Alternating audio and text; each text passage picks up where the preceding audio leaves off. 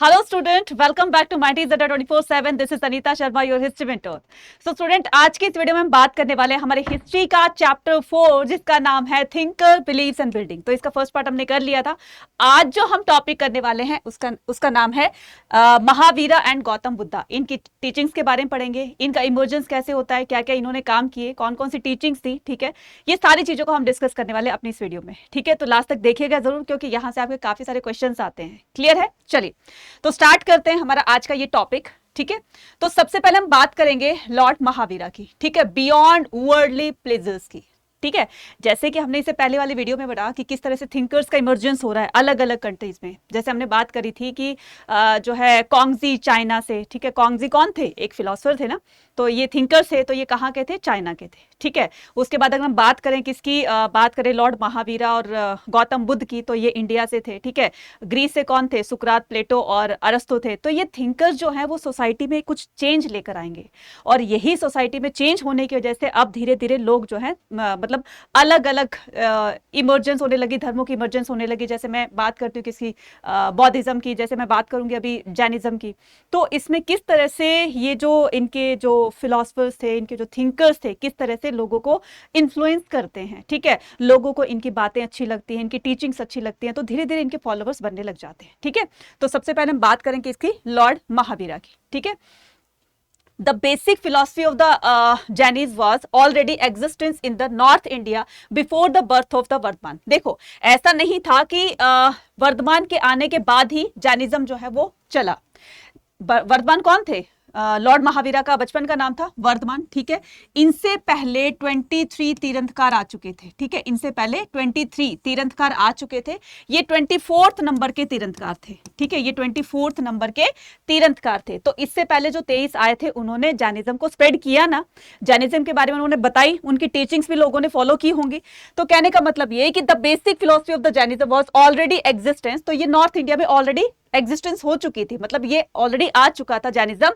तो before the birth of the Vardhaman who came to be known as Mahavira, जब इनको ज्ञान की प्राप्ति हो जाती है, ठीक है, तब ये महावीरा के नाम से, महावीर के नाम से प्रसिद्ध हो जाते हैं. ठीक है, फेमस हो जाते हैं. The most prominent idea in Jainism is that the entire world is animated. क्या कहा इन्होंने?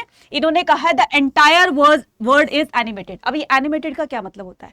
एनिमेटेड का मतलब जैसे आप कार्टून्स देखते हैं ना, तो कार्टून क्या करते हैं? मूव करते हैं, हंसते हैं, बोलते हैं, कोई एक्टिविटीज करते हैं. ठीक है, मूव करते रहते हैं, आना जाना, इधर उधर खेलना खोलना, यही होता रहता है.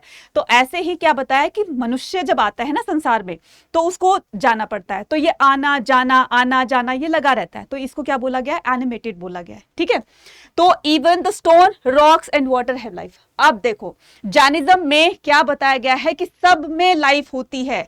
कोई नॉन लिविंग थिंग्स भी है, कोई लिविंग थिंग्स भी है, सबके अंदर लाइफ है.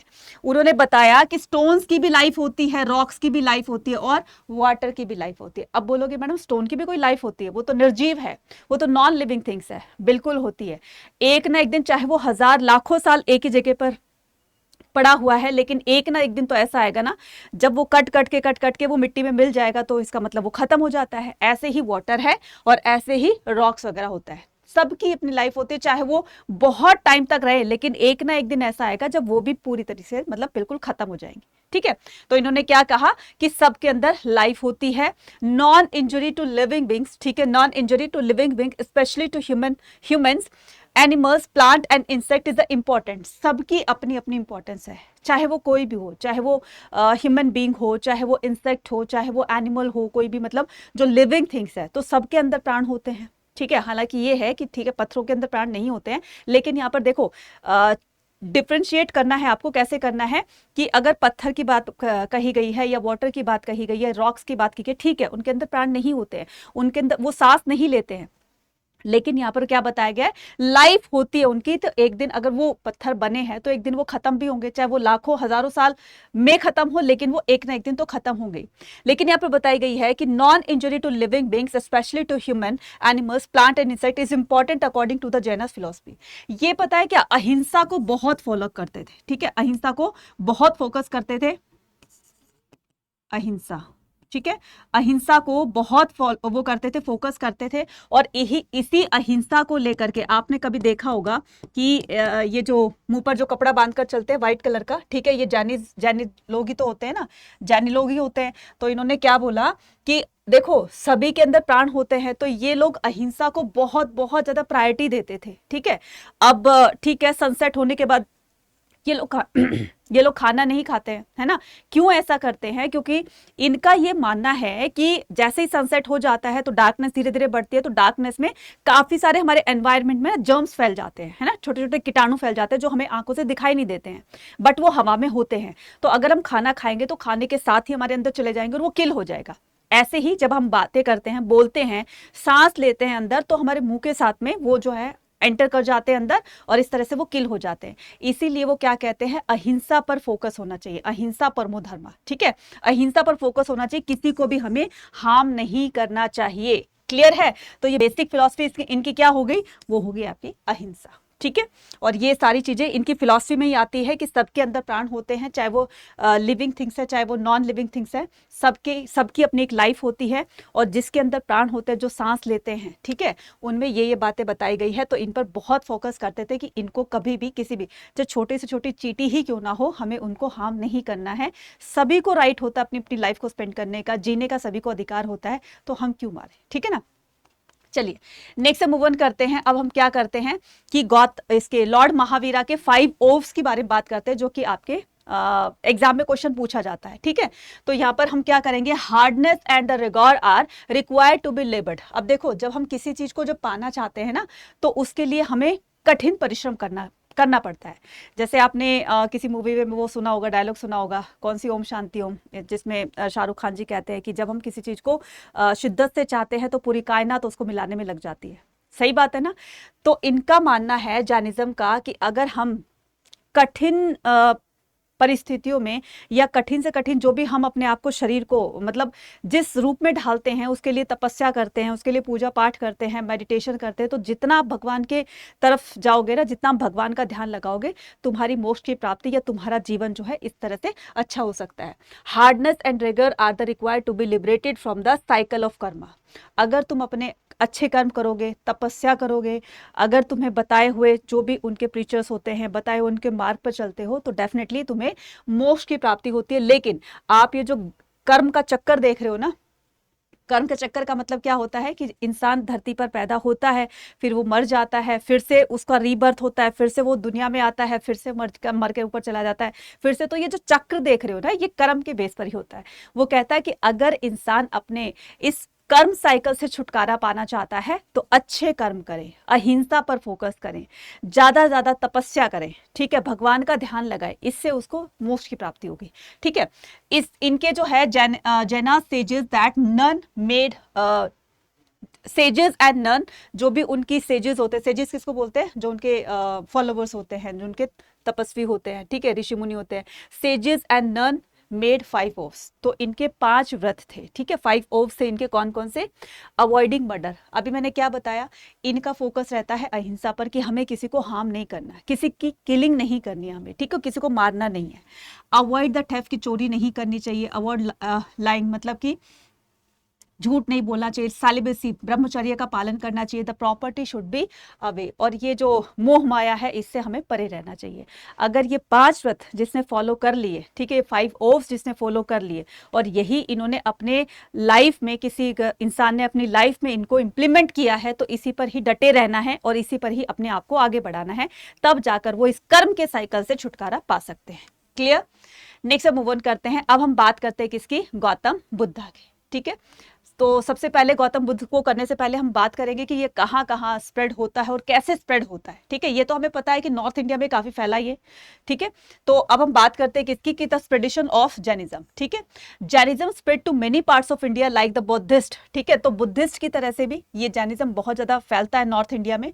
जैनाज scholars produce the literature in the variety of language like the प्राकृत।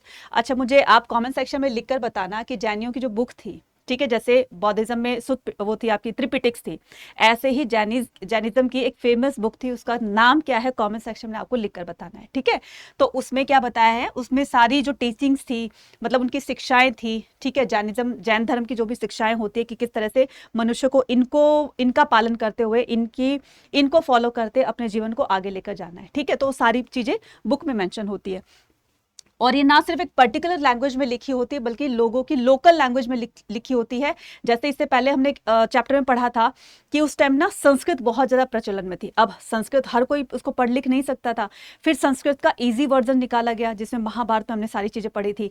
तो जो वेद पुराण लिखे गए थे वो टिपिकल संस्कृत में लिखे गए थे। ठीक है, फिर उसके थोड़ा सा ईजी जो वर्जन आया संस्कृत का उसमें महाभारत लिखी गई, फिर उसके बाद इसको अलग अलग भाषाओं में ट्रांसलेट किया गया। ठीक है, यानी कि लोगों को अगर कोई चीज़ समझानी है तो उनकी लोकल लैंग्वेज में अगर हम उनको समझाते हैं तो वो अपनी लाइफ से ज़्यादा उसको कनेक्ट कर पाते हैं, उसको अच्छे से समझ पाते हैं। तो ऐसे ही जैनिज्म में अलग अलग लैंग्वेजेस में उनकी बुक्स जो है वो पब्लिश होती है, जैसे कि Prakrit, Sanskrit and Tamil. Some of the earliest stone sculpture associated with the religious tradition were produced by the devotees of the जैना तीर्थंकर। अब देख रहे हो ना, ये सारे के सारे क्या है, जैन धर्म के 24 तीर्थंकर हैं। ठीक है, 24 तीर्थंकर है।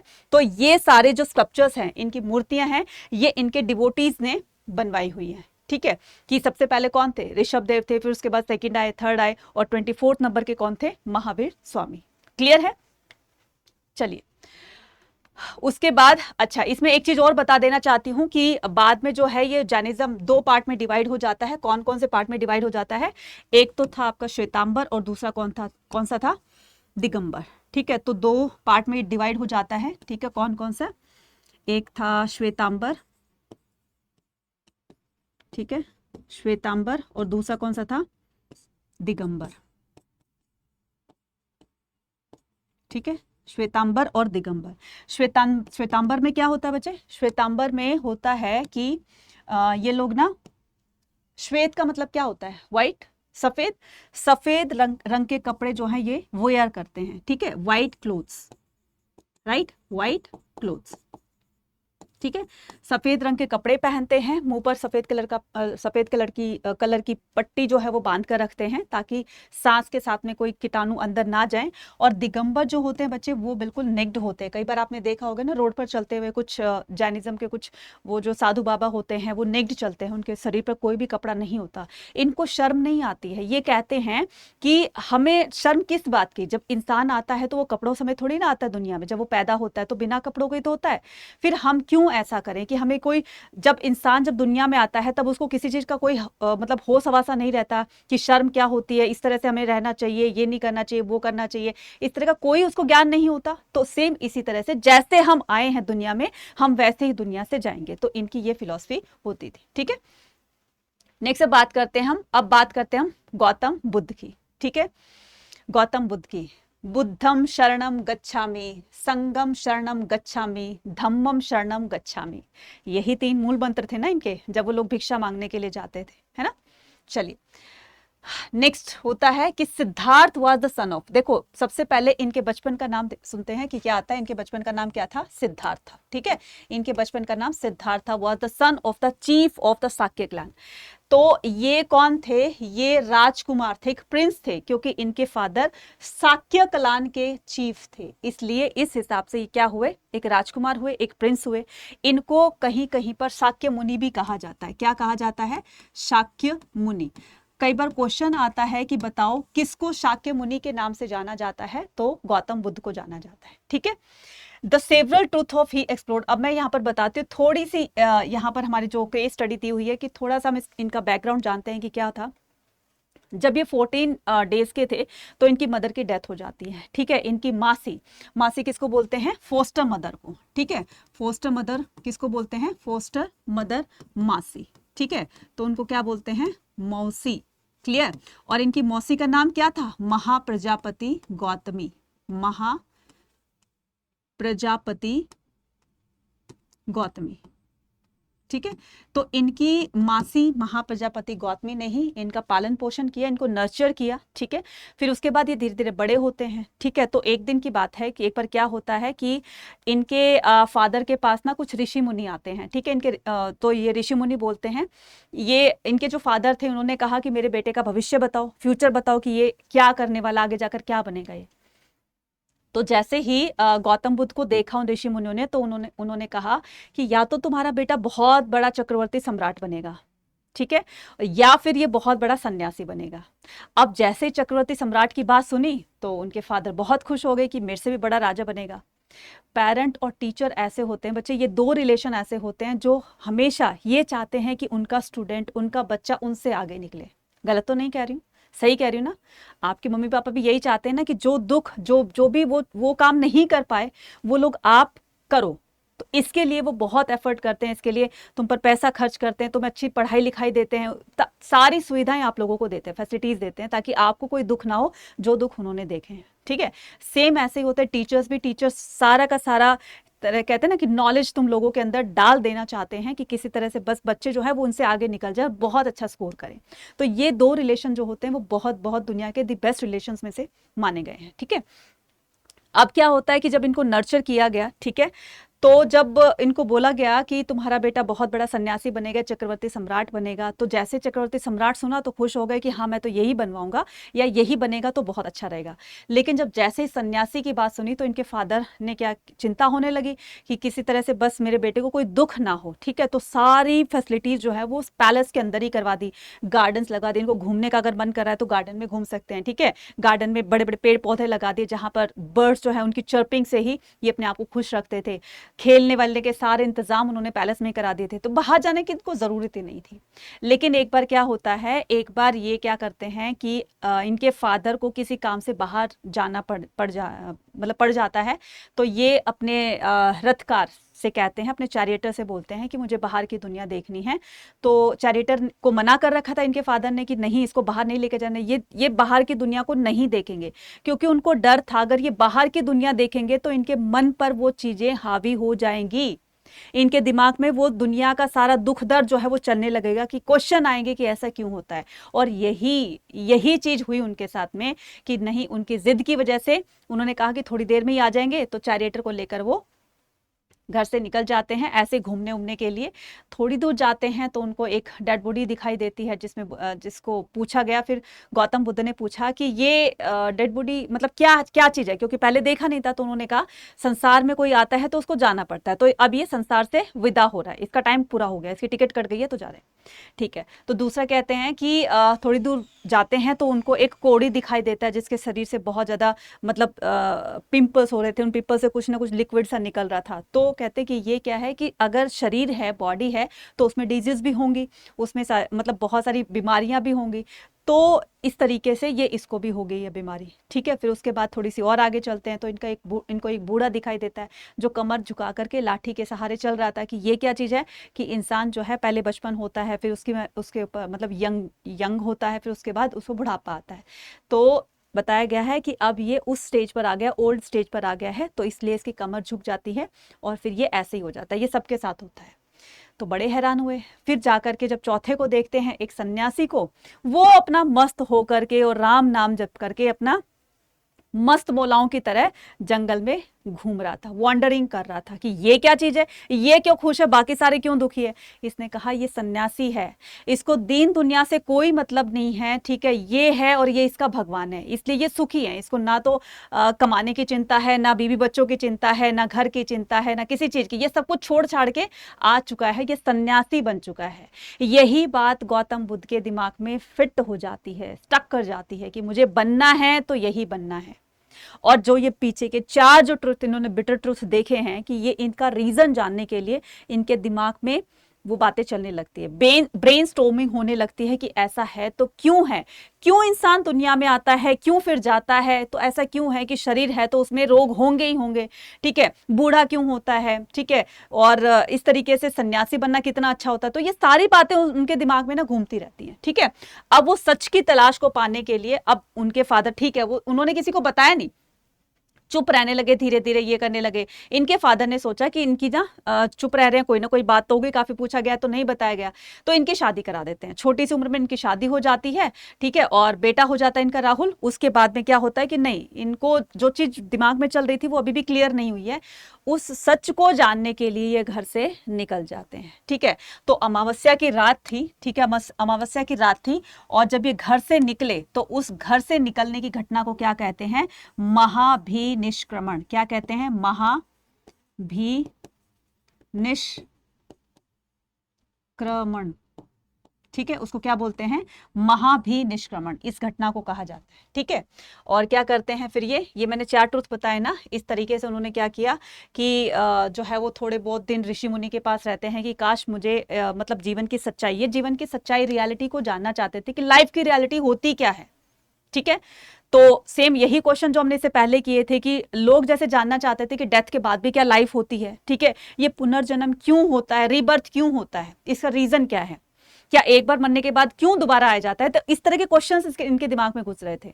तो इन्हीं क्वेश्चन का आंसर जानने के लिए जो है वो कुछ दिन ऋषि मुनियों के पास रहते हैं, कुछ दिन थोड़े इस ऋषि मुनि के पास रहे, उन्होंने जानने की कोशिश की लेकिन नहीं, इनको सेटिस्फेक्शन नहीं हुआ। फिर दूसरे के पास जाते हैं, कुछ दिन वहां पर रहते हैं दूसरे ऋषि मुनि के पास, लेकिन वहां पर भी इनको कोई सेटिस्फेक्शन नहीं मिली, इनको आंसर जो चाहिए था वो नहीं मिला।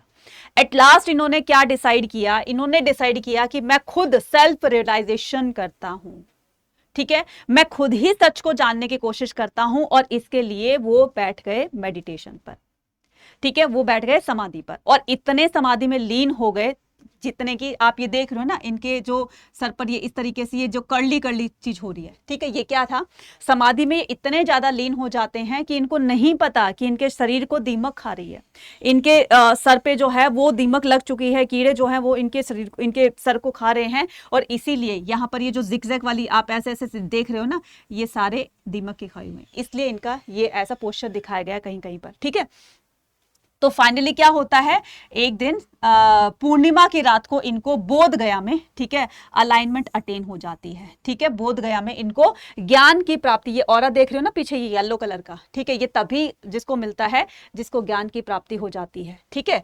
और जब ये इनको ज्ञान की प्राप्ति हो जाती है, अलाइनमेंट अटेन हो जाती है, after he came to be known as, और इसके बाद से ही उनका नाम बुद्ध पड़ जाता है। और बुद्ध का नाम क्या होता है, बुद्ध का लिटरल मीनिंग होता है the light of the world, ठीक है, पूरे संसार का प्रकाश। तो देख रहे हो ना कितना तेज पुंज इनके शरीर, इनके जो है फेस से झलक रहा है, कितना दिख रहा है कि ये कितने ज्यादा मतलब इनको सच की प्राप्ति हो गई थी और कितने ज्यादा ये ज्ञानी हो गए थे, ठीक है। तो ये आप ये देख रहे हो ना, ये भी बोधि ट्री है, ठीक है, ये बोधि ट्री है, और इन्हीं के नीचे पूर्णिमा की रात को इनको अलाइनमेंट अटेन होती है, ठीक है। नेक्स्ट हम मूव ऑन करते हैं। तो नेक्स्ट क्या कहता है, टीचिंग्स ऑफ बुद्धा। अब बुद्ध की टीचिंग्स क्या थी, बुद्ध की टीचिंग्स देखेंगे कि Buddha's teaching have been reconstructed from the story found mainly the Sutta Pitaka, ठीक है। गौतम बुद्ध की जो जितनी भी टीचिंग्स थी, इनकी शिक्षाएं थी, वो सुत्त पिटक में मेंशन की जाती है। अब मैं आपको बता देना चाहती हूँ 3 पिटक्स होते हैं, ठीक है, 3 पिटिक्स होते हैं, ठीक है, 3 पिटिक्स, ठीक है। अब वो 3 पिटकास कौन कौन से थे, ध्यान से देखना, ठीक है। 3 पिटिक्स कौन कौन से थे, तो इसमें एक तो था सुत्त पिटक, ठीक है, किसमें किस चीज का वर्णन मिलता है ये भी मैं बताऊंगी आपको, सुत्त पिटक, ठीक है। एक था आपका सुत्त पिटक जिसमें गौतम बुद्ध की टीचिंग्स का वर्णन किया गया है, ठीक है, उनकी शिक्षाओं का वर्णन किया गया है।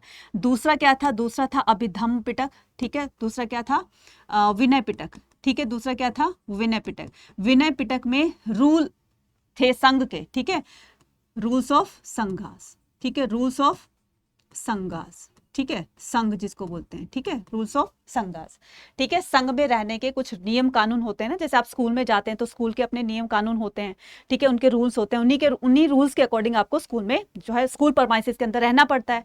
तो संघ में रहने के लिए जो मॉन्क्स वगैरह संघ में रहते थे तो उनके कुछ नियम बनाए गए थे, तो उन नियमों का वर्णन कहाँ पर किया गया था, इसमें विनय पिटक में। तीसरा क्या आता है, तीसरा हमारे पास आता है अभिधम्म पिटक। तीसरा क्या आता है हमारे पास, अभिधम्म पिटक, ठीक है, अभिधम्म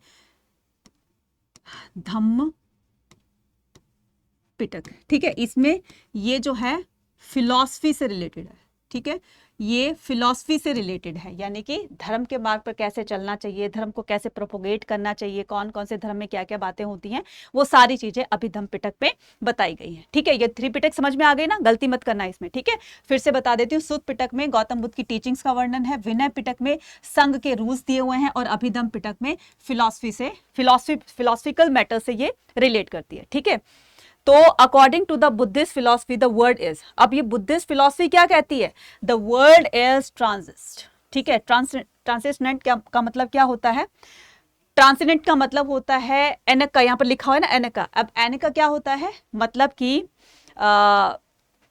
एक तरह का जैसे बबल होता है ना, बबल थोड़ी देर के लिए ठीक है वो इमर्ज होता है, थोड़ी देर के लिए बनता है, फिर उसके बाद वो फूट जाता है। ठीक है, तो ऐसा ही संसार मतलब क्षणभंगुर जिसको आप कह सकते हैं। ठीक है, तो संसार क्या है, क्षणभंगुर है, यानी कि इंसान दुनिया में आता है, थोड़े टाइम यहाँ पर अपनी एक्टिविटी करता है और फिर उसके बाद उसकी डेथ हो जाती है। ठीक है, तो थोड़े टाइम के लिए रहा ना, जैसे बबल होता है। ठीक है, उसके बाद एंड द कंस्टेंटली चेंजिंग, और ये फिर चेंज होते रहते हैं। मतलब इसके अंदर एनेका के अंदर ये भी आएगा कि जो मैंने अभी आपको एक्टिविटीज बताई है ना, कि इंसान आता है फिर अपनी एक्टिविटीज करता है, वो कैसी एक्टिविटीज है यहाँ पर हम देखेंगे इस पिक्चर के थ्रू। ठीक है, कि इंसान पैदा होता है, ठीक है, पैदा होने के बाद फिर वो धीरे धीरे क्या करता है, फिर वो बैठने की कोशिश करता है, क्रॉलिंग करता है, रेंगता है, मतलब घुटनों के बल चलता है। घुटनों के बल चलने के बाद में फिर वो धीरे धीरे खड़ा होना सीखता है, फिर वो यंगनेस की तरफ जाता है, मतलब यंग होता है। ठीक है, उसके बाद वो फिर बुढ़ापे की तरफ जाता है, बुढ़ापे की तरफ जाकर के बूढ़ा बहुत हो जाता है, और फिर एक दिन उसकी डेथ हो जाती है। तो यमराज जी आते हैं, इनकी टिकट फाड़ के और इनको ले जाते हैं, मतलब कि इनकी डेथ हो जाती है, यमराज आते हैं और इनको लेकर चले जाते हैं। तो आप देख रहे हो ना, ये पूरा का पूरा साइकिल जो है, ये एक्टिविटीज देख रहे हो ना, इसी को क्या कहा जाता है, एनेका कहा जाता है। ठीक है, ये चेंजेस हैं। It is also so less the anatta is there is the nothing permanent. क्या कहता है, कोई चीज इनमें देख रहे हो ना परमानेंट नहीं है। अगर कोई बच्चा पैदा हुआ है तो वो बड़ा भी होगा, बड़ा होके फिर वो चलना सीखेगा, चल करके फिर वो यंग होगा, यंग होके फिर बुढ़ापे की तरफ आएगा, फिर उसकी डेथ हो जाएगी। कोई चीज परमानेंट नहीं हुई ना, इंसान अगर आया है तो जाएगा भी, परमानेंट तो नहीं हुआ। कोई भी एनिमल है, इंसेक्ट है, XYZ कुछ भी है, ठीक है, तो उसको एक ना एक दिन डिस्ट्रॉय होना पड़ता है। तो nothing is permanent in this world. Clear, तो ये इन्होंने बताया। ठीक है, नेक्स्ट मूव ऑन करते हैं कि गौतम बुद्ध की अब टीचिंग्स में आगे क्या पढ़ेंगे कि सॉरो, गौतम बुद्ध ने क्या कहा, ये तो बिल्कुल सही बात कही है कि ये जो दुख होता है ना, ये क्या होता है, ये संसार दुखों का घर है। ठीक है, क्या क्या बताया उन्होंने, ये सोरो वर्ड जो इन्होंने यूज किया है ना, ये क्या किया है कि जब तक इंसान संसार में रहता है ना, तब तक उसको दुख रहेंगे, किसी ना किसी बात का दुख रहेगा। जैसे कि मान लो कि बॉयज को ले लेते हैं, गर्ल्स को लेते हैं, एक्सवाइजेड कोई भी इंसान हो गया, जब उसकी इच्छाएं पूरी नहीं होती है। और इन दुखों का कारण क्या है पता है, हमारी इच्छाएं। हमारी कोई इच्छा है कि यार उसके पास ना बहुत अच्छी बाइक है, काश मेरे पास होती, उसके पास आईफोन है, काश मेरे पास होता। ठीक है, उसके तो देखो कितने अच्छे मार्क्स आए, मेरे इतने अच्छे नहीं आए हैं। भाई पढ़ोगे तो तुम्हारे मार्क्स भी अच्छे आएंगे, लेकिन कहीं ना कहीं वो दुख हमें रहता है, XYZ वो कुछ भी हो। ठीक है, अब कोई बहुत ही रिच पर्सन, उसको भी तो कोई ना कोई दुख होगा ना। आप बोलोगे मैडम मुकेश अंबानी को तो कोई भी दुख नहीं है, उसको भी होगा कोई ना कोई। ठीक है, चाहे वो फिजिकली हो, चाहे वो मेंटली हो, चाहे फिर वो किसी भी चीज को लेकर हो, लेकिन हर इंसान के पास कोई ना कोई दुख होता है, दुख का कारण होता है। और ये दुख का कारण किसको बताया गया, हमारी इच्छाओं को। जब तक हमारी इच्छाएं हमारे साथ रहेगी, जब तक हम अपनी इच्छाओं पर अपना काबू नहीं कर लेते हैं, उसको ओवरकम नहीं कर लेते हैं, तब तक हमें दुख बना रहेगा। ठीक है, एक चीज मिल जाती है, ठीक है, हमें बाइक मिल गई, हमें आईफोन मिल गया, अब उससे आगे मुझे ये भी चाहिए, वो भी मिल जाता है, फिर मुझे ये भी चाहिए, वो दिल मांगे मोर। और ये दिल जितना जितना मतलब हमें मिल जाता है ना, उससे और ज्यादा चाहता है कि मुझे ये भी मिल जाए, मुझे वो भी मिल जाए, ये भी मिल जाए, वो भी मिल जाए। और जब वो नहीं मिलती तो फिर हमें दुख होता है। क्लियर है, हाँ।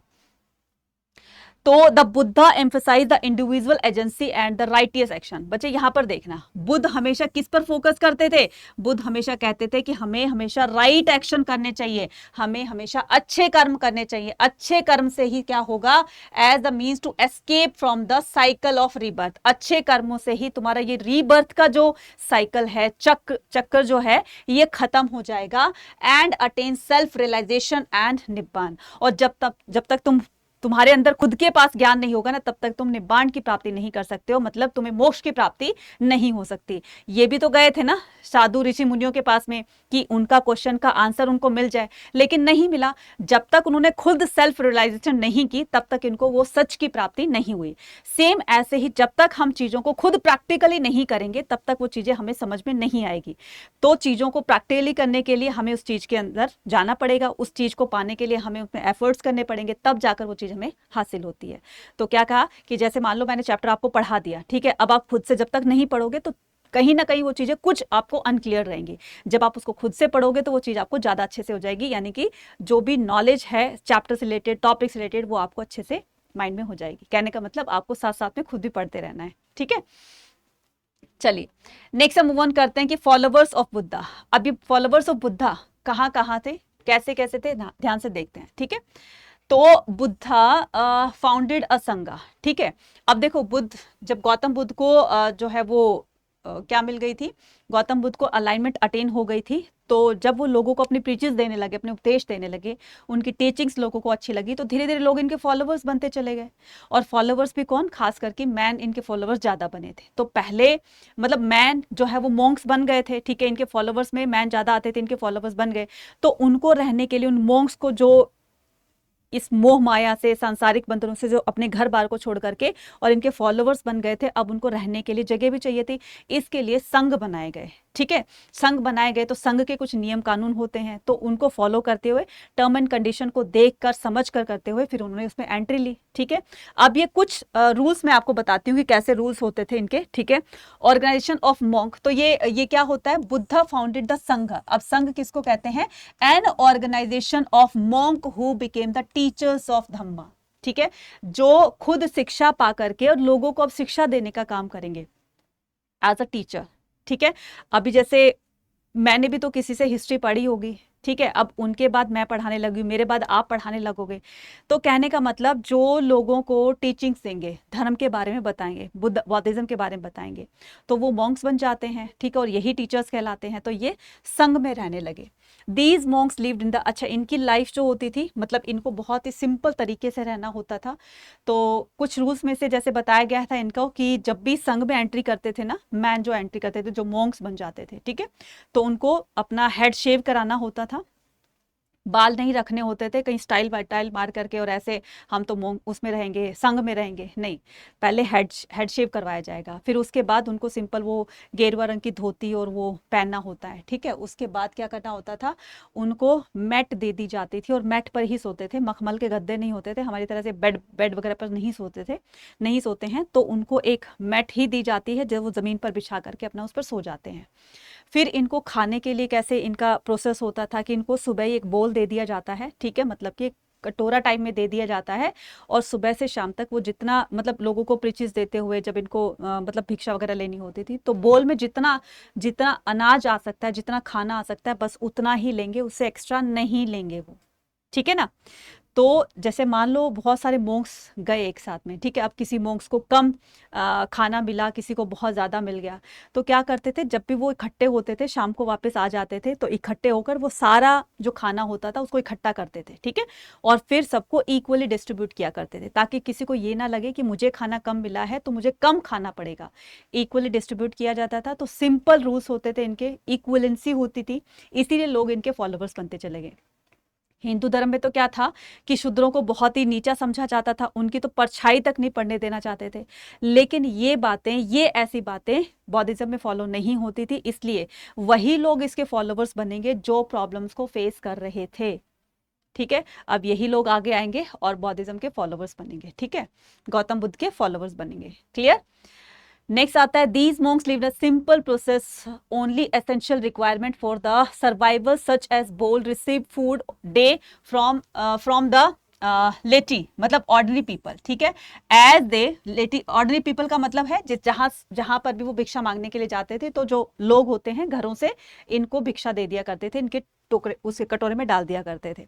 और मैंने इनके 3 मूल मंत्र बताए ना, वो कौन कौन से थे, मेन जो इनके मंत्रास होते थे कौन से, बुद्धम शरणम गच्छामि, धर्मम धर्मम शर्मम गच्छामि और संघम शरणम गच्छामि, ये 3 मंत्र होते थे। ठीक है, उसके बाद क्या बताया है कि द बुद्धास फॉस्टर मदर, ठीक है, देखो ये आ गया, बुद्ध की जो फॉस्टर मदर थी, उनकी मासी, जिनका नाम था प्रजापति गौतमी, अपने एक फेवरेट प्यूपिल के कहने पर, क्या नाम था उनका?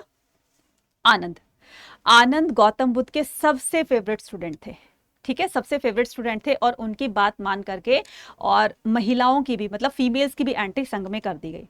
तो आनंद ने कहा कि क्यों ये पार्शलिटी की जा रही है कि मैन को ही मॉन्क्स में एंट्री दी जा रही है, ठीक है, फीमेल को नहीं दी जा रही है, ऐसा क्यों गुरुवर, आप मुझे इसका रीजन बताइए। फिर उन्होंने कहा कि ठीक है तुम कहते हो तो इनकी, लेकिन यहाँ पर ना विमेन के ऊपर रिस्पॉन्सिबिलिटी ज़्यादा होती है, जैसे बच्चों की, जैसे घर की रिस्पॉन्सिबिलिटी ज़्यादा होती है। तो इसमें बताया कि ठीक है रिस्पॉन्सिबिलिटी तो मैन की भी होती है, लेकिन बच्चे ज़्यादा मम्मी से अटैच होते हैं ना, इसलिए उन्होंने कहा कि थोड़ा सा डिफिकल्ट है, बट फिर भी आपके कहने से मैं जो है वो फीमेल की एंट्री अलाउ कर देता हूँ। और इनकी जो फर्स्ट डिसाइपल बनी थी, फीमेल डिसाइपल थी, इनकी खुद की मासी प्रजापति गौतमी। ठीक है, महाप्रजापति गौतमी। तो Mahaprajapati Gautami was the first women to be ordained as a bhikkhuni. ठीक है, तो ये भिकुनी किसको कहते हैं? मॉन्क्स वगैरह आई थी, मतलब नन जो होती थी उनको ही कहते थे। Many women who entered the Sangha become the teachers of dhamma and went to become the theris. ठीक है, तो बहुत सारी अब एक बार फीमेल की एंट्री हो गई तो इनके पीछे पीछे बहुत सारी फीमेल जो है वो संघ में रहने लगी और इस तरह से टीचर बनकर लोगों को इस तरह से बौद्धिज्म के बारे में बताने गए।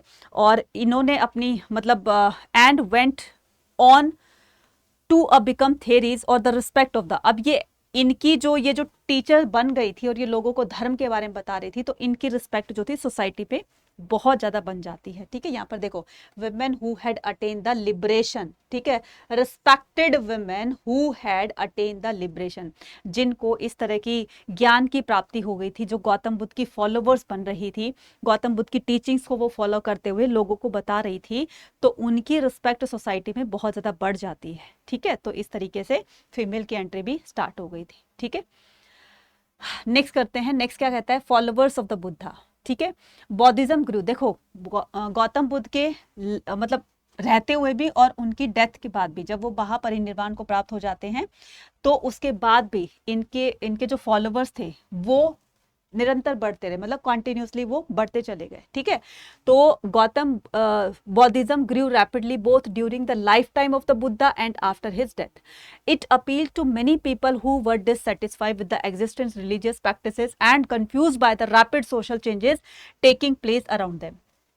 इनके फॉलोवर्स वो बनते हैं, जो मैंने अभी बताया ना, वो बनते हैं जो प्रॉब्लम्स को फेस कर रहे थे, जो कि सोसाइटी से डिस्कार्ड कर दिए गए थे। सोसाइटी में से जैसे ब्राह्मण हो गए, क्षत्रिय हो गए, वैश्यास हो गए, तो उनकी कैटेगरी से ही, मतलब खास करके शूद्रों की कैटेगरी से और वैश्यों की कैटेगरी से इनके फॉलोवर्स ज्यादा बनेंगे, क्योंकि प्रॉब्लम को वही फेस कर रहे थे। अब धीरे धीरे, जिसको कहते हैं ना कि मतलब वही जानता है जिसको शू पिंच कर रहा है।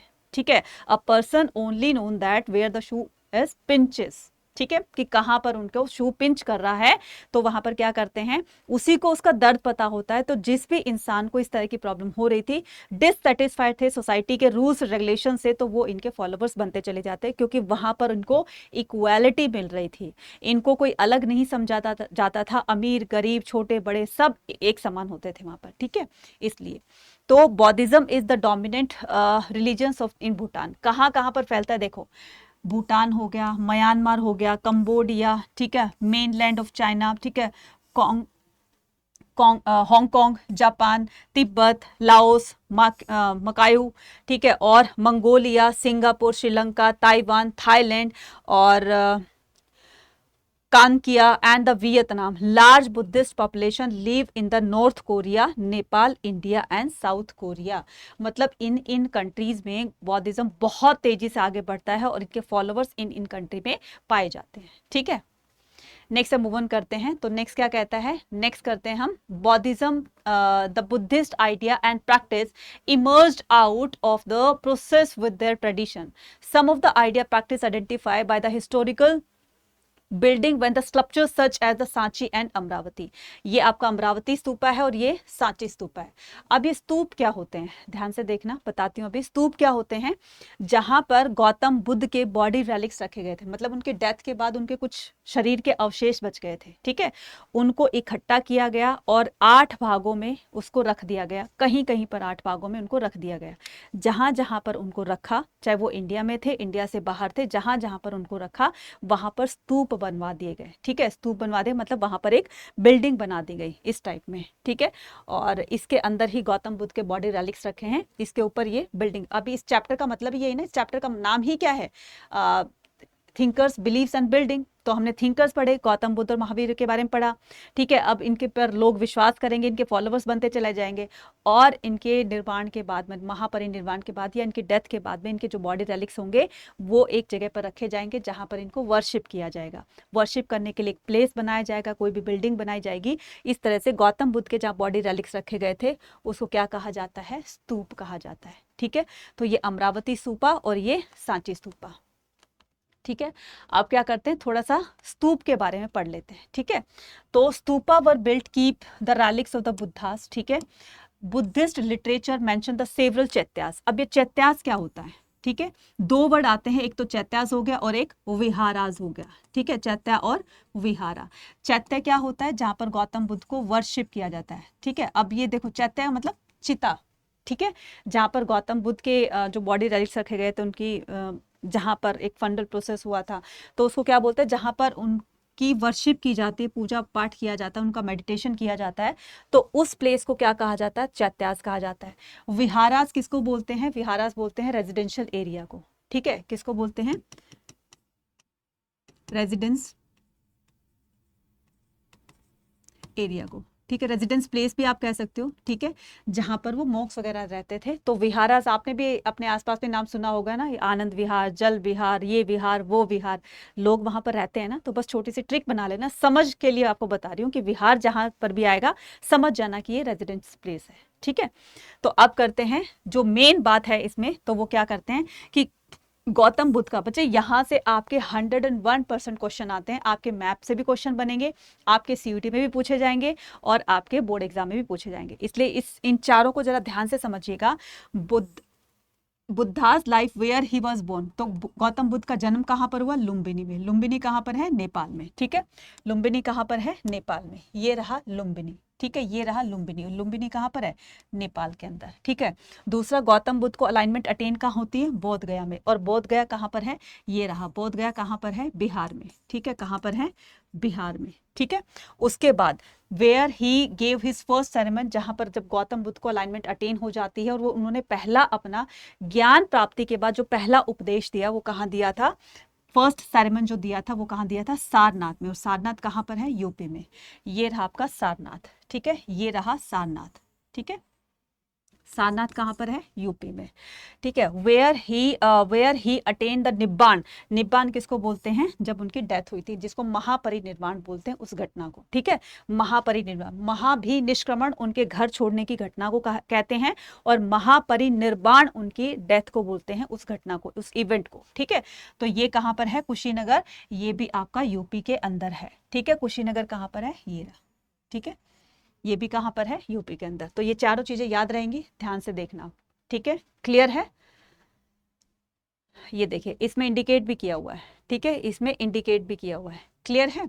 चलिए next, building of stupas. Stupa were built through the donation made by. अब ये स्तूप कैसे बनते थे, क्योंकि पैसा भी चाहिए, ऐसे तो बन नहीं जाएगी चुटकी बजाए और ये मिरेकल हो गया और बन गई।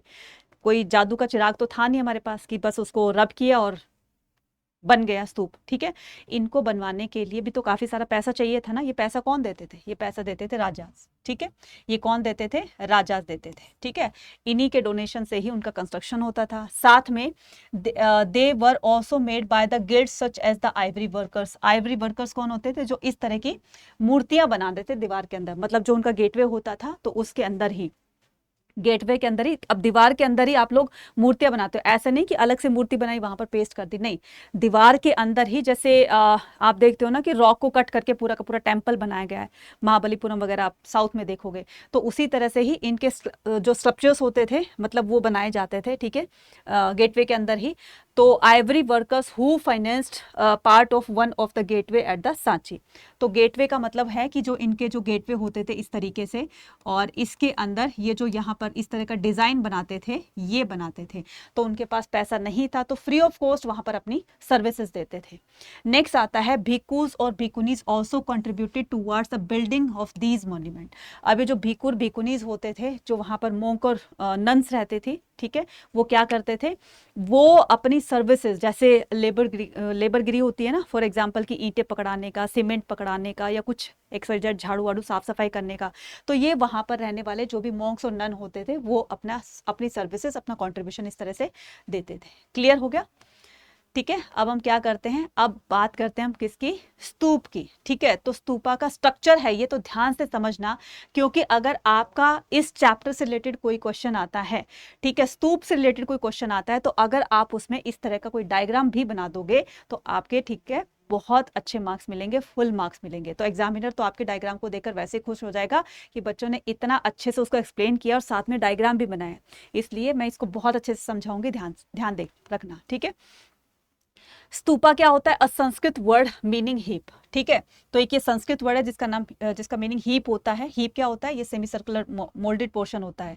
Originated as a simple semi circle mount earth, later called anda. ठीक है, इसको क्या कहा जाता है, इस वाले पोर्शन को, ठीक है, आपको ये जो सेमी सर्कल माउंट दिख रहा है ना, अर्धवृत्ताकार जो चीज दिख रही है, इसको क्या बोलते हैं, अंडा बोलते हैं। इसको क्या बोलते हैं, अंडा। ठीक है, क्लियर है? उसके बाद क्या करेंगे, हर्मिका। ठीक है, अबाउट द अंडा वाज द हर्मिका। अब ये चीज देख रहे हो ना, ये चीज देख रहे हो, ये चीज, ठीक है, ये क्या है, ये है हर्मिका। ठीक है, balcony like structure. Clear, balcony like structure that the presented about the gods. अब ये जो ऊपर देख रहे हो ना बालकनी, इसके हर्मिका के ऊपर ये देख रहे हो, ये क्या है बच्चे, छतरी है। अब ये छतरी क्यों बनाई जाती है, जैसे हमारे टेम्पल्स में, हिंदू टेम्पल्स में देखा होगा अपना, जहाँ पर मेन डिटीज रखी जाती है ना, भगवान की मूर्तियां रखी जाती है, ठीक उसके ऊपर चोटी बनाई जाती है, शिखर बनाया जाता है। सेम वैसे ही स्तूप के अंदर जहाँ पर गौतम बुद्ध के बॉडी रेलिक्स रखे जाते हैं, ठीक है, वहां पर बिल्कुल इसकी स्ट्रेट लाइन में यहाँ पर छतरी बना दी जाती है। ठीक है, तो ये सबसे ऊपर वाला पोर्शन क्या हो गया, छतरी। ठीक है, और बाकी तो बस ये इसमें से 3 ही मेन है, बाकी मैं आपको बता देती हूँ। ठीक है, ये जो इसके स्तूप के चारों तरफ जो प्रदक्षिणा होती है, मतलब जो चारों तरफ चक्कर लगाते हैं उसको प्रदक्षिणा कहते हैं। ठीक है, और ये पाथ होता है कि इसके अंदर एंटर करने का, कहाँ से एंटर करना है, कहाँ से एग्जिट करना है, तो ये पाथ का मतलब होता है रास्ता। ठीक है, उसके बाद मेदी होती है, ये वेदिका होती है, जो रेलिंग सी लगी होती है बाहर। ठीक है, ये वेदिका होती है। वेदिका का मतलब होता है जहां पर वो स्ट्रक्चर बनाया गया है, गेटवेज बनाए गए हैं, तो उसको वेदिका बोलते हैं, इस वाले पोर्शन को। ठीक है, क्लियर है? लेकिन आपसे मेन 3 ही पूछे जाएंगे, अंडा, हर्मिका और छतरी। क्लियर? चलिए, तो ये था हमारा आज का टॉपिक, जिसमें हमने पढ़ा क्या, लॉर्ड महावीरा के बारे में और गौतम बुद्ध के बारे में। अगर आप चैनल पर नए हो तो फटाफट से चैनल को सब्सक्राइब कर लो, क्योंकि आपके बोर्ड एग्जाम प्लस सीयूटी तक ये जो है कॉन्टिन्यूसली क्लास चलने वाली है, और जिस पे आप बहुत अच्छे मार्क्स जो है वो ला सकते हैं।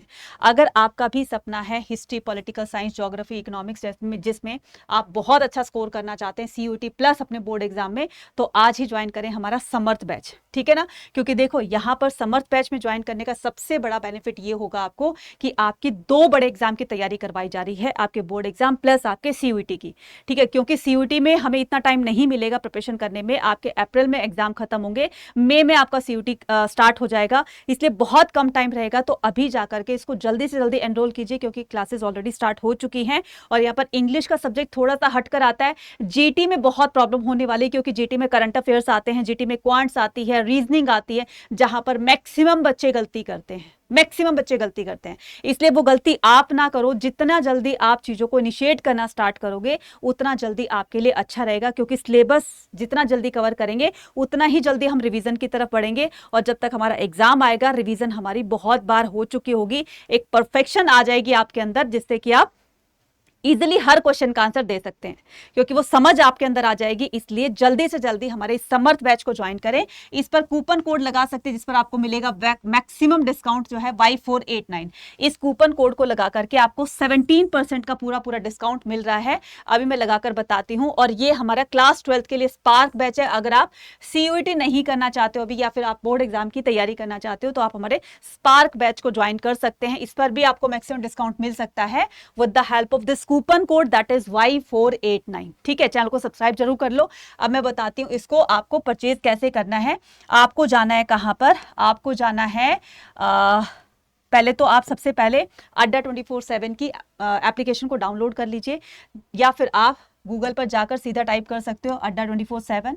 यहाँ पर फर्स्ट ऑप्शन पर क्लिक करो। क्लिक करते ही आपको ऑल कोर्सेज पर यहाँ पर क्लिक करना पड़ेगा। जैसे आप ऑल कोर्सेज पर क्लिक करते हैं यहाँ पर, वैसे ही अंडर ग्रेड एंट्रेंस एग्जाम या फिर स्कूल का सिर्फ खाली क्लास 12th का लेना चाहते हैं तो क्लास 12th का भी यहाँ पर ले सकते हैं। तो ये आपका क्लास 12th का। ठीक है, अब ये देखिए ये स्पार्क बैच है। आप आर्ट्स के हैं, साइंस के, कॉमर्स के, वट जो भी जिसके भी अपने नियर डियर हैं, तो आप क्या करो उसको बता देना कि भाई ये कोर्स खरीदने पर आपको इतने % का डिस्काउंट मिल रहा है।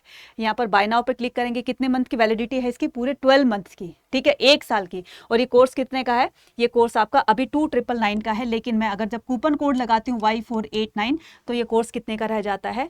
ये देखो 2399 का, जिसमें 12 महीने तक आपके पास इसका कंटेंट रहेगा। ठीक है, कहीं ऑफलाइन भी ट्यूशन लगाते हो तो यार खुद देखो, ऑफलाइन भी ट्यूशन लगाते हो तो पर सब्जेक्ट आप 1000 रुपीज़ दोगे ना, तो ऐसे आपने 2 से 3 सब्जेक्ट्स आपने ट्यूशन लगाए तो कितना पे करोगे पर मंथ? 4000 6000। ठीक है, कितना पे करोगे अगर सारे सब्जेक्ट पढ़ोगे तो? इसलिए जल्दी से जाओ इसको एनरोल करो। तो ये तो थी क्लास 12th के बारे में बात कर रहे थे हम। अब हम क्या करेंगे, थोड़ा सा CUET के बारे में, जहाँ पर आपको दोनों एग्जाम की तैयारी करवाई जाएगी। तब आपको यहाँ पर देखो, पहले हमने यहाँ क्लिक किया था, अब आपको यहाँ क्लिक करना है। CUET का एग्जाम यहाँ पर क्लिक करना है। आर्ट्स के हो, साइंस के हो, कॉमर्स के हो, जिस भी स्ट्रीम के हो, तो वहाँ पर आपको करना है इस तरीके से क्लिक। जैसे आप बाय नाउ पे क्लिक करोगे तो वहाँ से फिर से आपसे कूपन कोड पूछेगा और वही सेम कूपन कोड लगाना है Y489। बस ये कूपन कोड लगाते ही आपको मिल जाएगा 17% का डिस्काउंट। ठीक है, इसकी भी वैलिडिटी कितनी है? पूरे 12 मंथ की। ठीक है, अभी कंपटीशन बहुत बढ़ गया है बच्चे। अभी तुम चीज़ों को लाइटली ले रहे हो, लेकिन आने वाले टाइम में ये बहुत बड़ा कंपटीशन बन जाएगा आप लोगों के लिए, क्योंकि इस बार जो 2023 का CUET का एग्ज़ाम गया है, इसमें 17 लाख बच्चों ने एग्ज़ाम दिया है, जो कि कंपैरेटिवली पिछले 12 लाख था, 13 लाख था, इस बार 17 लाख हो गया। आने वाले टाइम में हो सकता है 20 से 25 लाख हो जाए। पॉइंट से तुम अपनी यूनिवर्सिटी के ड्रीम कॉलेज में से पीछे रह जाओगे। यहाँ पर वो बच्चे आगे निकलेंगे जिसकी तैयारी फुल होगी। ठीक है ना, तो तैयारी ऐसी करके जाओ कि बस एक ही फर्स्ट ही कट ऑफ में आपका नाम लिस्ट में नाम आ जाए और आपको बार बार वहां से भटकना ना पड़े। ठीक है, अब देखो सही गाइडेंस लेकर जाओगे, सही अच्छी तरीके से तैयारी करके जाओगे, तभी जाकर आप अपने अपने मकसद में कामयाब हो सकते हो। अदरवाइज तो बच्चे यहाँ पर खुद ही पढ़ना, खुद ही आप क्या करना, टेस्ट बनाना, मॉक टेस्ट हो गए, ये सारी चीज़ें हमारे इस बैच में दी जा रही है। आपका मॉक टेस्ट हो गया जो कि NTA के लेटेस्ट पैटर्न पर होता है, बोर्ड के लेटेस्ट पैटर्न पर होता है, आपको PYQs कराए जाएंगे। ऐसी बहुत सारी चीज़ें हैं, स्टडी मटेरियल है जो आपको इस कोर्स में आपको प्रोवाइड की जा रही है। तो देर मत कीजिए, जितना जल्दी ज्वाइन करेंगे उतना जल्दी सिलेबस को कवर करके एक अच्छी रिवीजन लेकर जाएंगे। मिलते हैं अपनी नेक्स्ट वीडियो में। Till then take care, bye bye.